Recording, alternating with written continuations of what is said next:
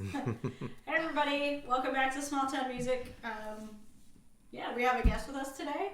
This is Daniel. He's an alum of the Bloomfield Band and Choir program, and we wanted to kind of do a little something different, talk to a former student and kind of get their perspective of what being in a small town program is like, kind of what it was like to have multiple different teachers, multiple different band directors for them, kind of how that affected the program and from a student's perspective, and we'll just get started.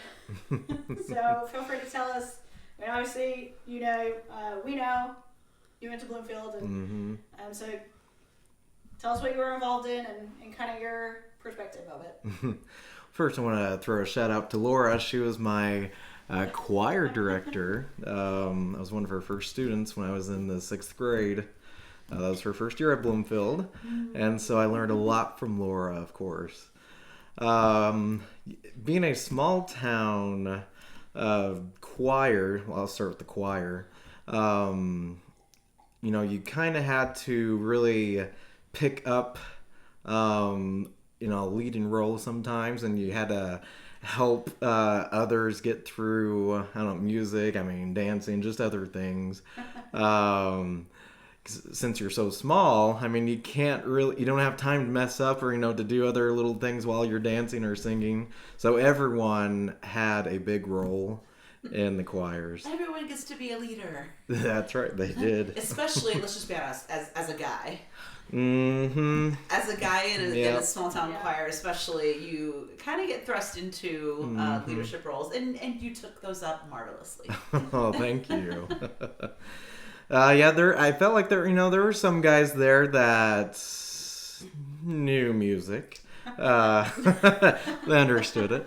Some were there, just to be with others, to be with friends, and which was fine. We, one big happy family. But I always thought that we were competitive. Even for a small group, we were, one of the best, I thought. Well, you guys worked hard. We did.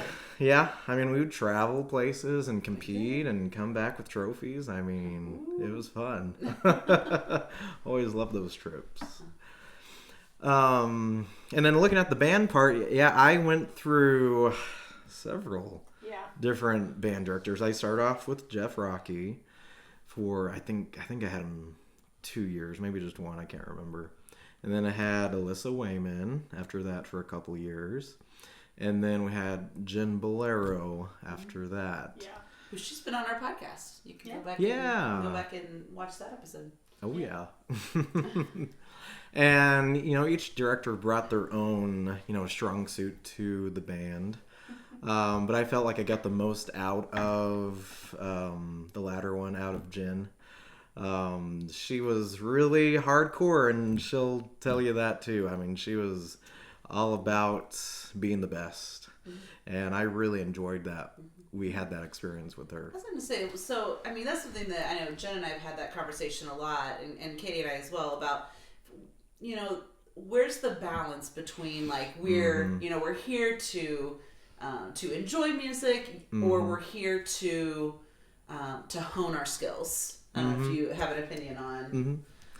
Yeah, I feel like she hit on both of those, really. One of my favorite projects that we did was analyze The Hobbit. The movie, we watched the movie, and we did, music projects on it, and how the themes worked out with all of the different characters and everything. That was one of my favorite projects that we did, so we were really engaged during that. But I also loved the just the drill of theory, of practice, scales.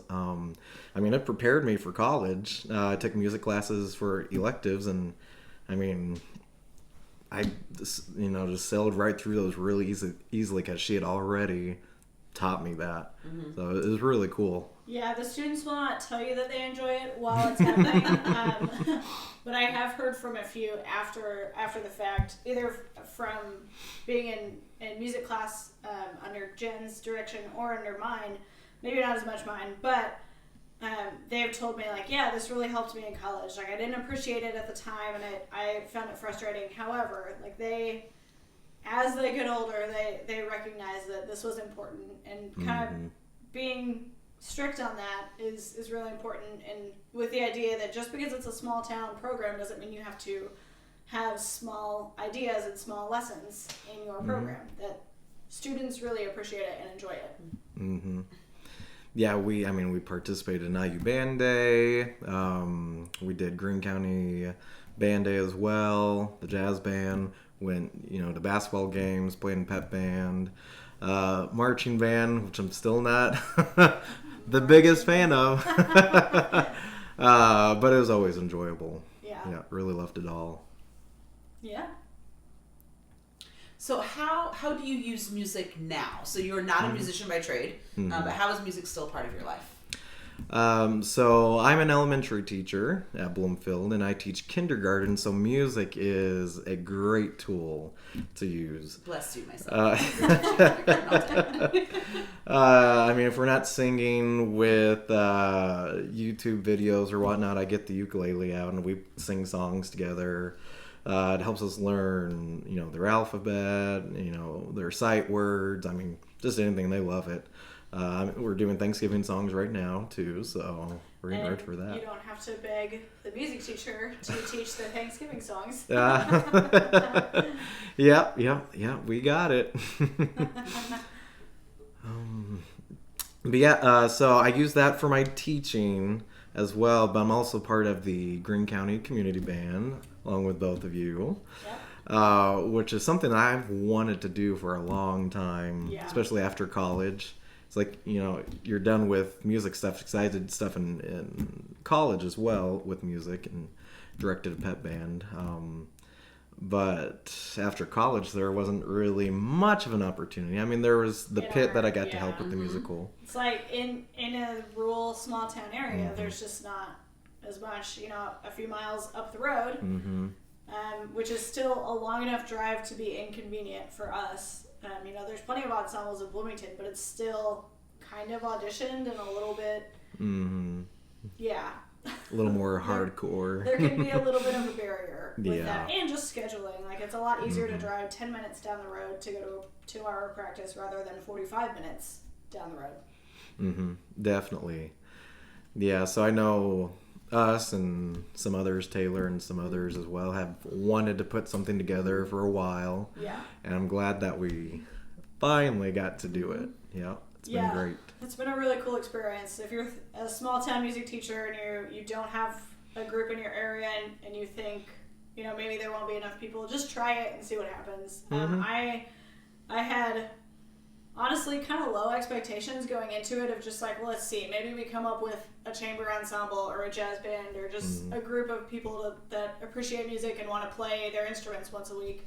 But we have almost 30 members currently, which is a pretty good size ensemble. Everywhere from high school kids all the way up through... It's really cool for high school senior kids. Citizen discounts. Right. There we go. Just say that. It's really cool to see, and not to make this episode all about the community band, but just for my a couple of my high school kids and high school kids in the other area bands, it's great for them to make music at a slightly different level than what their high school band offers, and then to interact with and see adults playing their instruments and making music beyond college and beyond playing in high school band and pep band alumni night, or no, we don't have enough trumpets for pep band, come and play with high school kids. And this is our ensemble that we get to make our own, which is a really cool experience. And it helps you get to know other people in the community, and helps you do a little outreach, and it's all good things. I've only experienced so far in the 6 months, 7 months that we've had this ensemble, it's only been good experiences so far. I don't necessarily see that changing anytime soon. Nope. So with director turnover, I know that's very common in small schools because it's this idea that, one, it can be an idea of, well, this is a stepping stone onto a bigger path for me, or it's just, it's a hard place to be. You're alone. Maybe that person doesn't have a lot of friends or family moving into these small towns. It's kind of their first job, fresh out of college. They don't know many people. But as a student, how does the turnover affect the ensemble? How did you see the ensemble change from Jeff Rocky to Wayman to Bolero? I personally, I felt like it just got better and better as we went along. Some other people have different opinions, of course. But I only got a year or two with Jeff, and so I mean, I really was just learning everything at the time, so I didn't really get to go deep into it. But when Mrs. Wayman got there, that's when the jazz band started as well, and we did a lot of sight reading. I feel like that helped me, and Taylor was in it too. And I mean, we both kind of agree that all that sight reading really helped us be better at what we did when we finally chose our songs that we performed and went to competitions with. All of that she did for us was very nice, I thought. Yeah. It is different, going from one director to another. It's hard at first because you don't know, what they're like, who they're like. You may not, be on the same page at first. So there's definitely like that period of time when they first start that you're still trying to figure each other out and things aren't going as smoothly as they could. But after that, I mean, I thought things went very smoothly. When Jen got there, she was fresh out of college. And high hopes. Yes, very high hopes. However, I felt like she was strict. She wanted, to be good, and she wanted her students to feel like they could do well with it. And I felt like that kind of weeded out some of the kids that were in band. Just for the grade. We're just there just to get out of another class or something. They weren't really there to, learn music to perform. So I felt like that helped us out overall. I don't want to be like mean to those, kids that, didn't necessarily want to be there, but it did help us overall because everyone that was in that band wanted to be there and wanted to learn. I've had that conversation with several teachers that I've gotten to the point where I don't care if I have 10 kids or 100 kids in my band, but if I have 10 kids that are really dedicated and want to be there and are going to work hard versus, 30 kids that are just there to fill a seat, it's going to be a better band with the 10 really dedicated kids. And of course, like, I want to have all the instruments and be able to go to ISMA contests and get great, comments from the judges, but it's also like, I'm here to make good music. I'm not here to win Grand Nationals at Bands of America, Yep. I mean, yeah, I've noticed that even with, shout out to my middle school girls if you're listening. I have, my middle school choir right now has 11 amazing girls in it. And we have a blast. And they are 11 kids that are there they're there to sing. And they're doing fantastic.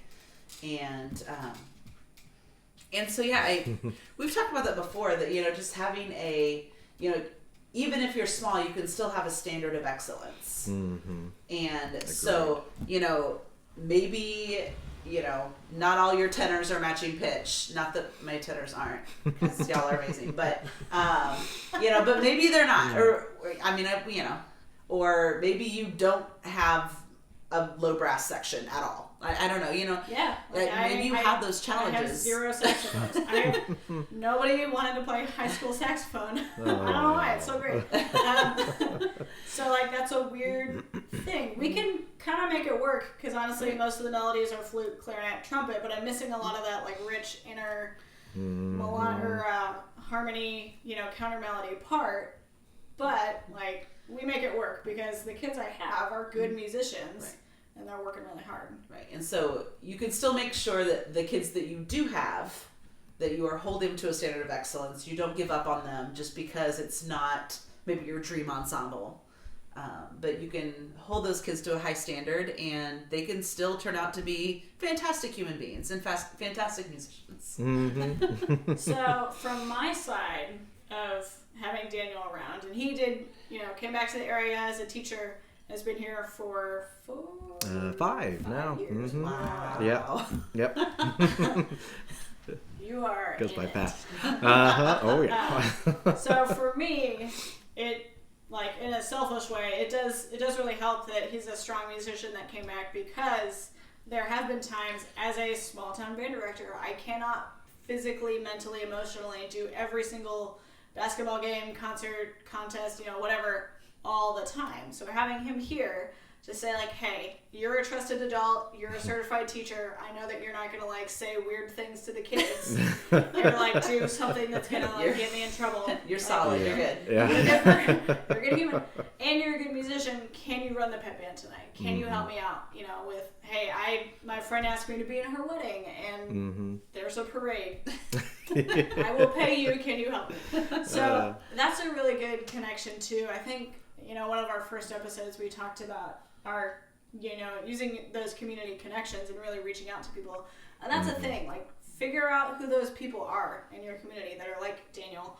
And he mentioned Jeff Rocky, who he's the pastor at the church that Laura and I go to, but also a former band director. And I've leaned on him to help me as well. And that's, and like, those people want to help you. Like, this isn't necessarily a burden as far as I understand. I hope oh no, I love it. No, I love it. If it is, don't tell us. If it is, I'm so sorry.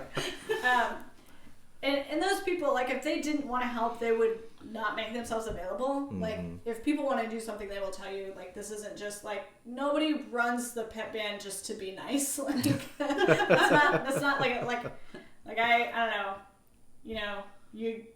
you say yes to, like, baking cookies for a bake sale, but you don't, I don't know. That's, like, not a thing that people are like, well, I guess if I have to. Like, they probably want to. But, yeah, find those people that can help you. Alumni that are in the area, which we have a lot of alums in our community band. It's like 90% relatively recent alumni. Yeah. And I want to say too to those, alumni, to people that have the musical ability and want to help. I just encourage you to, put yourself out there and try, and help others. Because I've had people who are older than me, say, "Oh, why are you still doing all this stuff with high schoolers?" And I've never really had anything good to say. It's like, well, I just like to do it.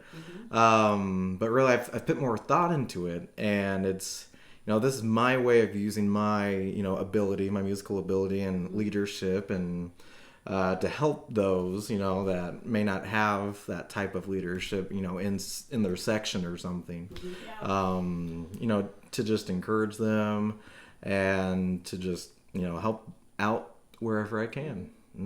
Yeah, so if you're a small town music teacher, something that you might check out is if your school has an alumni association at all, especially if you're new and you don't really know the community well.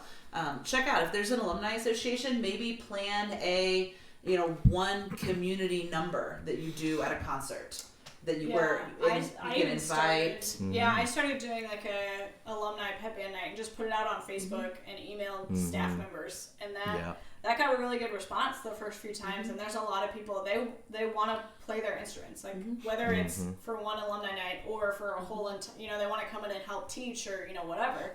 They want to play. Like, people still want to play music. Like, I think that's an easy thing to forget as a musician. Of course I want to play my instrument, but like, people that didn't go to music school, they still want to play music too. Yep. Yeah.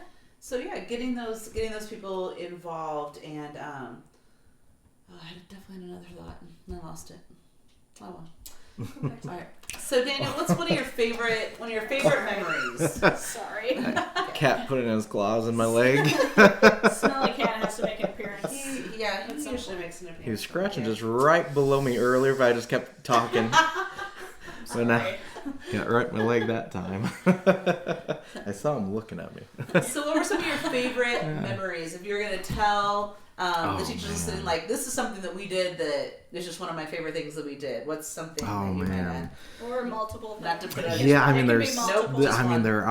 there's just one time my whole high school. No. Only one time. No, there are so many things. I loved going on the trips. I loved, sounds funny, but I loved the dancing. Like, I loved, learning all the dances to the songs and whatnot. That's definitely a mixed opinion. They're definitely, definitely... not everyone's into it. Nope, but I always loved it. Always loved going even to like other basketball games, sectionals with the band, even going all the way up to state. I mean, that's always fun. Being on a big stage. I mean, I was in college then. I mean, I came back to volunteer because I thought that was pretty cool. But probably one of my maybe best feel-good moments was I think my senior year after our band competition, our ISMA competition. We had played our pieces. We did really well. There he is. This is the cat that clawed me.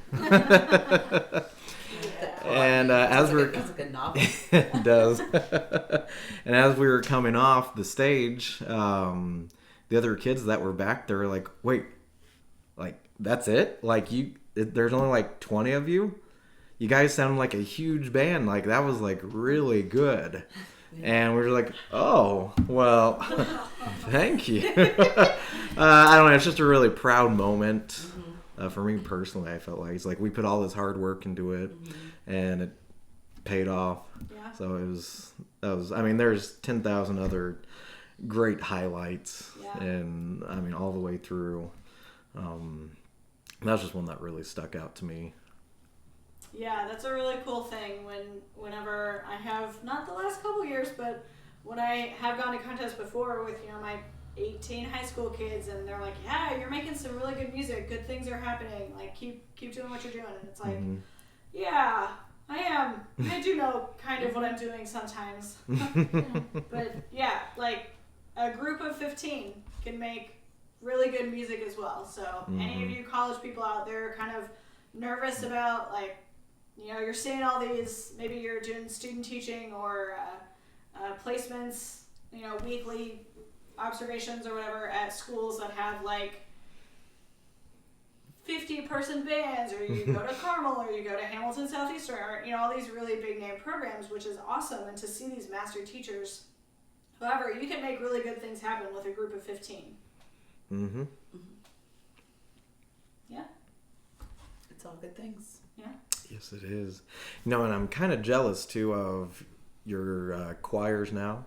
That they get to practice during school, during a class. I know it's something new for you. That's been real nice. Though 7 a.m. practices were always hard to get to. That was rough. I mean, they were.